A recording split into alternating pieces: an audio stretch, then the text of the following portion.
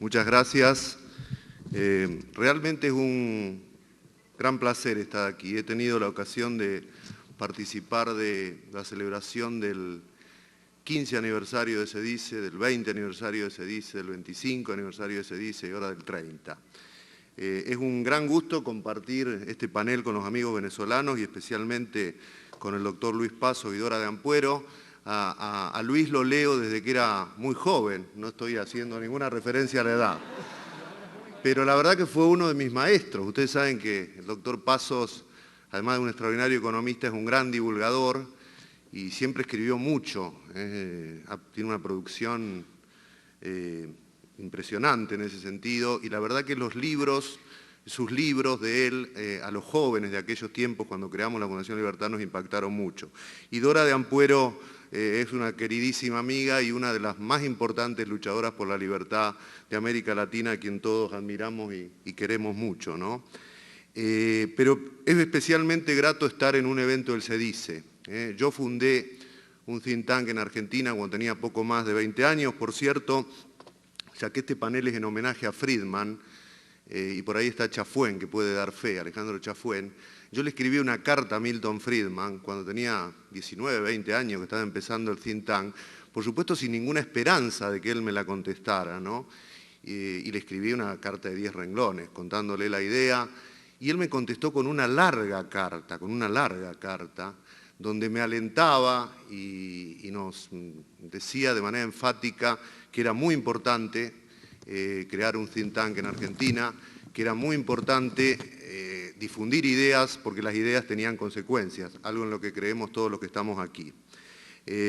Por eso yo soy, como decimos en Argentina, un fanático ferviente, casi un barra brava del SEDICE, y de todo el equipo que lo conforma, de los empresarios que lo apoyan, y muy especialmente de mi amiga, casi mi hermana postiza Rocío Guijarro, que debe estar acá atrás, como estuvo todo el día, tras las bambalinas, ocupándose de que todo salga bien.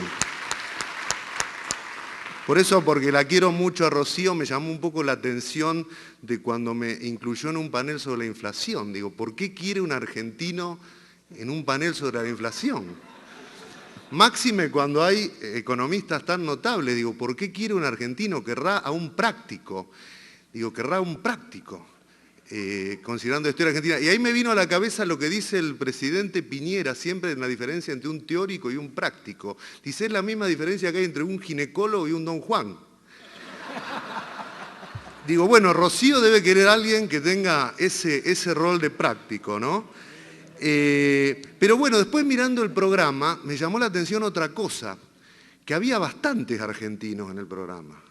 Es decir, en el programa hay muchos venezolanos, hay algunas personas aisladas, algunas personas de distintos países, y hay unos cuantos argentinos, porque además de mi participación estuvo a la mañana el empresario Jorge Ferioli, mañana va a estar la diputada Patricia Bullrich, va a estar Antonella Martí en un panel de los jóvenes, pero además, y no sé si ustedes saben esto, Alejandro Chafuen es argentino.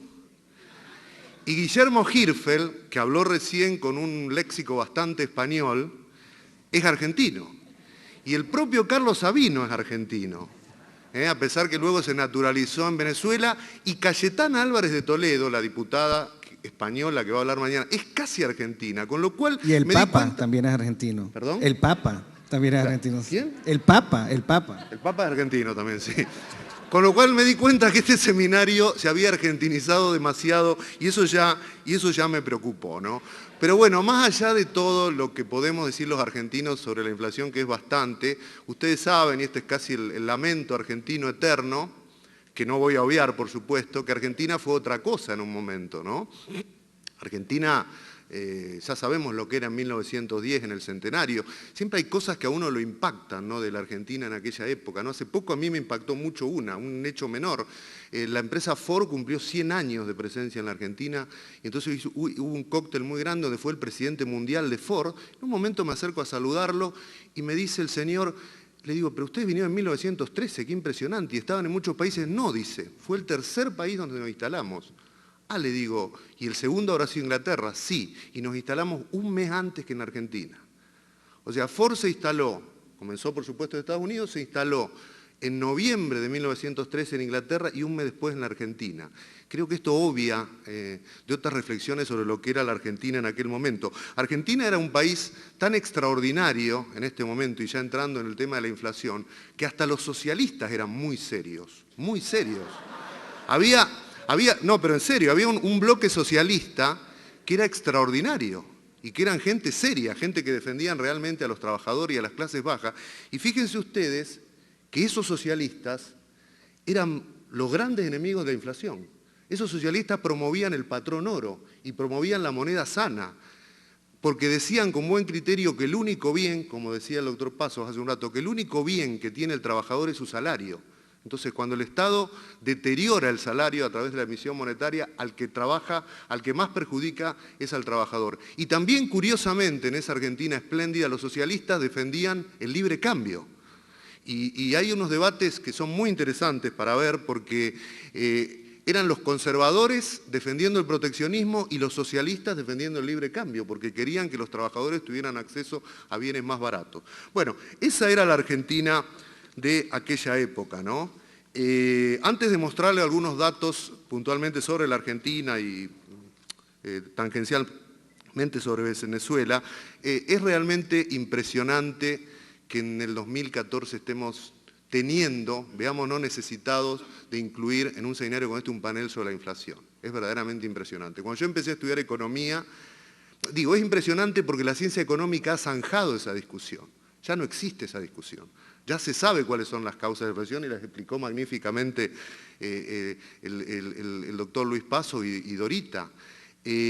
Cuando yo empecé a estudiar economía, todavía había economistas muy importantes, Paul Samuelson, por ejemplo, que debatía otra vez en aquella época con Milton Friedman, que decía que un poquito de inflación estaba bien.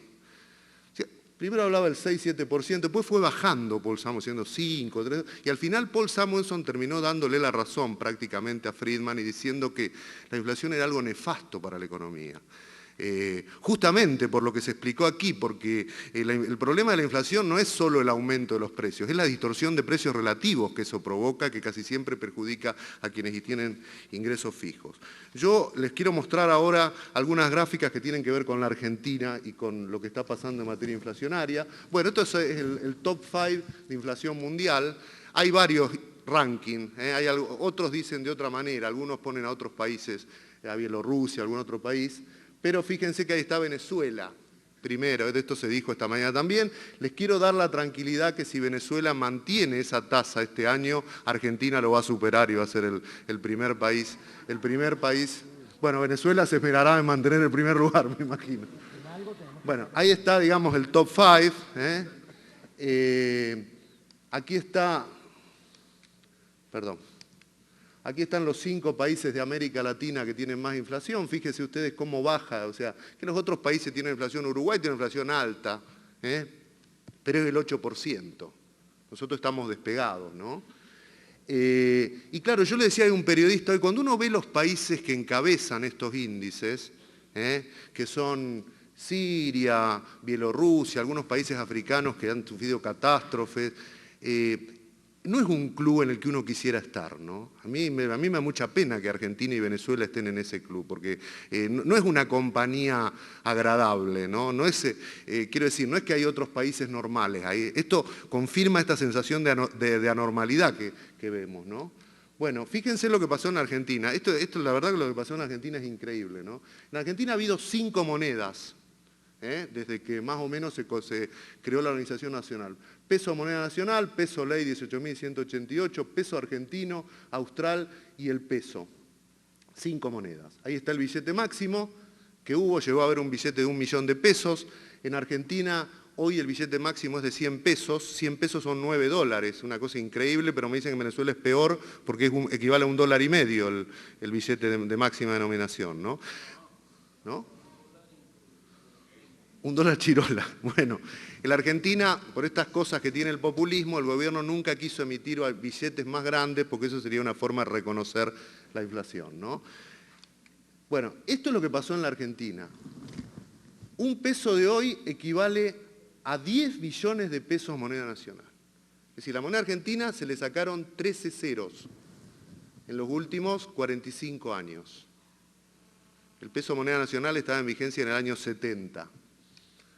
Seguimos viendo la tasa de inflación entre 1945 y 2003. 5 minutos. 5.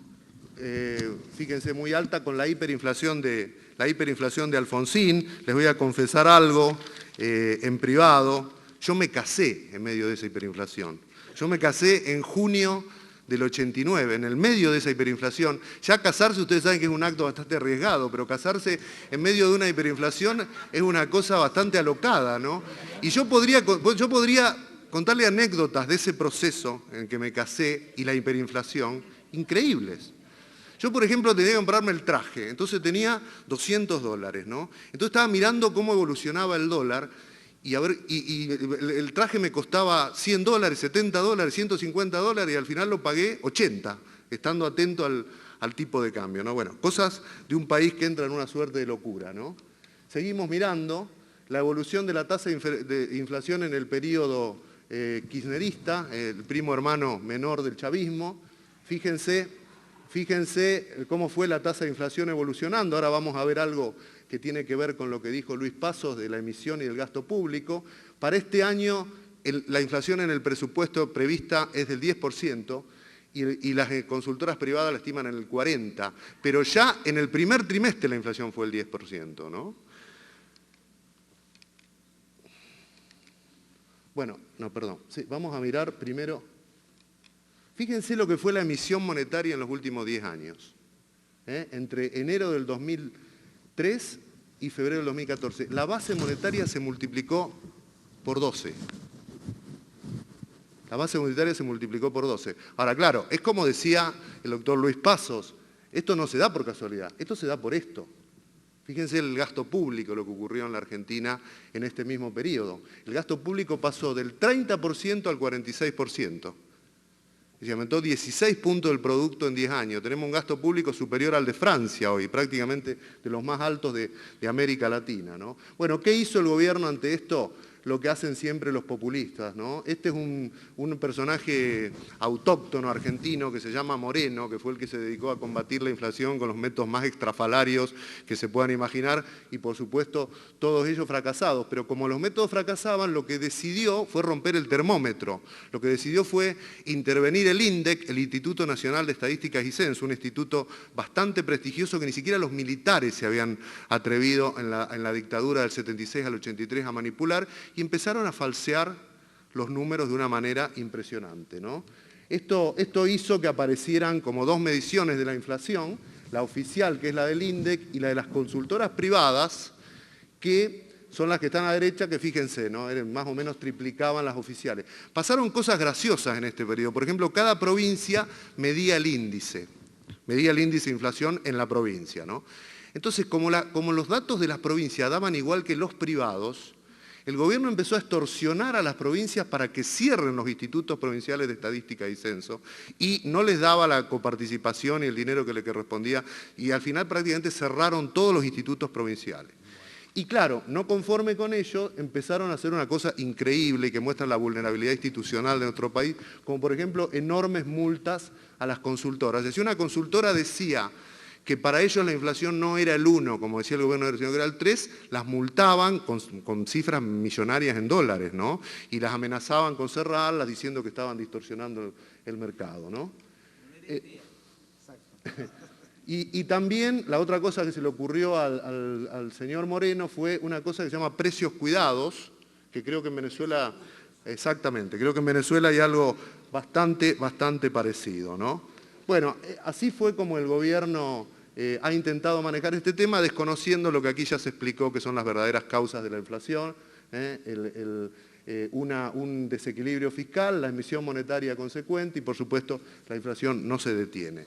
Dicho todo esto, quedará para algún otro seminario del CEDICE ver por qué los países a veces parece que se quieren autodestruir, ¿no?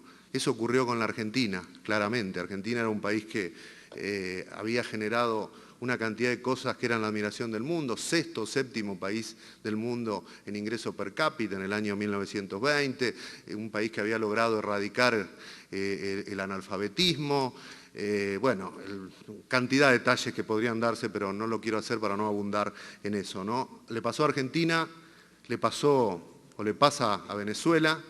Esperemos que no le pase a Chile, porque hubo un seminario muy interesante y muy preocupante también en algunos aspectos, ¿no? Y esto tiene que ver con lo que se dijo en ese seminario, que es la cultura de la libertad. Yo creo que hemos descuidado un poco que esto se basa en ideas, y que más allá de lo que ocurra en el terreno práctico, de lo que hagan los don Juanes, como diría Piñera, en esto es muy importante también lo que hacen los ginecólogos, ese trabajo conceptual, ese trabajo de difusión de las ideas, ese trabajo de asentar todos estos procesos sobre una cultura de libertad. En Argentina y en otros países hubo procesos supuestamente liberalizadores de la economía, el que hizo Menem, por ejemplo, que como no estaban sustentados en esa cultura de la libertad, en esa cultura republicana, en esa cultura de división del poder, terminó siendo un completo y un espléndido fracaso. Yo creo mucho en que tenemos que trabajar en las ideas, trabajar en esa cultura de la libertad, también ser autocríticos, ver en qué nos equivocamos, si es que lo hemos hecho, en la Argentina seguro, y si eso es así, yo les puedo asegurar, casi les podría prometer o jurar que así como celebramos el 15 aniversario del CEDICE, el 20 aniversario del CEDICE, el 25 aniversario del CEDICE, ahora el 30 aniversario del CEDICE, vamos a festejar dentro de 5 años el 35 aniversario del CEDICE, y el chavismo y el kirchnerismo van a ser solo un recuerdo de una mala hora para nuestro país.